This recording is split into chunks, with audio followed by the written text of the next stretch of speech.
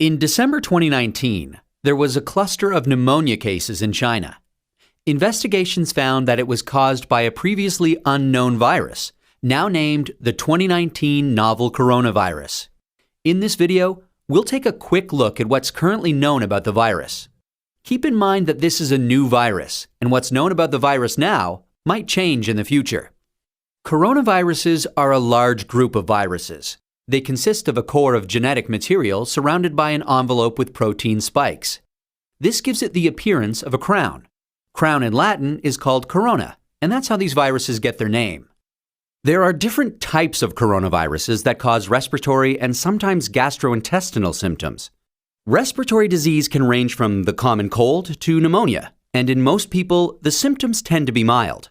However, there are some types of coronaviruses that can cause severe disease. These include the severe acute respiratory syndrome coronavirus, first identified in China in 2003, and the Middle East respiratory syndrome coronavirus that was first identified in Saudi Arabia in 2012. The 2019 novel coronavirus was first identified in China. It initially occurred in a group of people with pneumonia who'd been associated with a seafood and live animal market in the city of Wuhan. The disease has since spread from those who were sick to others, including family members and healthcare staff. There are many cases at present, and the disease has spread within China and also to a number of other countries. So, where did the virus come from? It's known that coronaviruses circulate in a range of animals. Sometimes these viruses can make the jump from animals to humans. This is called a spillover and could be due to a range of factors such as mutations in the virus or increased contact between humans and animals. For example, MERS-CoV is known to be transmitted from camels and SARS-CoV from civet cats. The animal reservoir of the 2019 novel coronavirus is not known yet. How is it transmitted? The exact dynamics of how the virus is transmitted is yet to be determined. In general, respiratory viruses are usually transmitted through droplets created when an infected person coughs or sneezes, or through something that has been contaminated with the virus.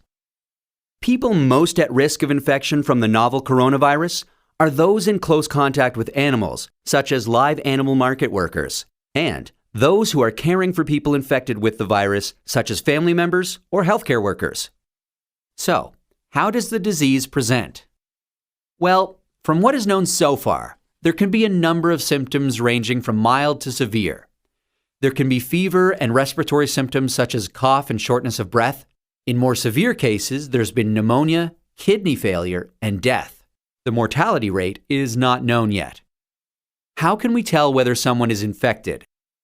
The infection can be diagnosed by a test called PCR, or polymerase chain reaction.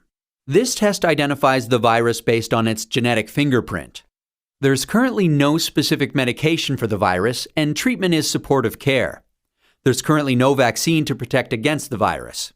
Treatment and vaccines are in development. How do we prevent transmission of the virus? This new virus currently has a limited geographic spread. However, there are a number of standard hygiene practices that have been recommended to protect against infection and further spread. These include covering your mouth and nose when coughing or sneezing with a medical mask, tissue, or flexed elbow, avoiding close contact with those who are unwell, the appropriate use of masks and personal protective equipment, especially in a healthcare setting, washing hands regularly with soap and water or alcohol-based hand rub. Actions that can be taken to prevent infection from an animal source include avoiding unnecessary unprotected contact with animals, washing hands after contact with animals or animal products, and ensuring that animal products are cooked thoroughly before they're consumed. It's important to stay home if you're feeling unwell, but if you have a fever, cough, and difficulty breathing, seek medical care early and share your previous travel history with your healthcare provider. That's a quick look at this emerging infectious disease. Given that this outbreak is evolving rapidly, what's known about this virus can change. Please check the websites below for the most up-to-date information.